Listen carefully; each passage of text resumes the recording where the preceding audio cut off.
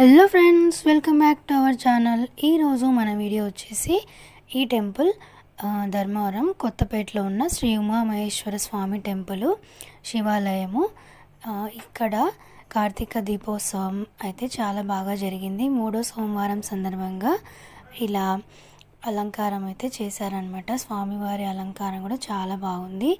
ఇంకా సాయంత్రం 6:30కి స్వామివారికి పల్లకి సేవ కూడా జరిగింది. అంతేకాదు ఇక్కడ కార్తీక మాసం సందర్భంగా ప్రతిరోజు ఈవినింగ్ ఆకాశ దీపాన్ని అయితే వెలిగిస్తారనమాట.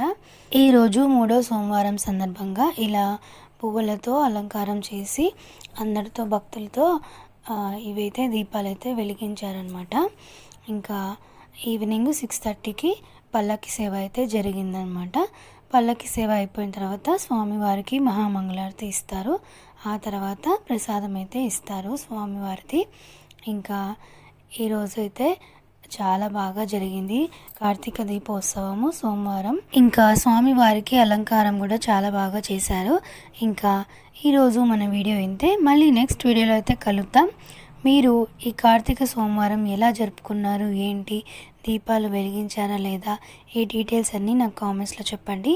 మళ్ళీ నెక్స్ట్ వీడియోలో కలుద్దాం. Bye bye.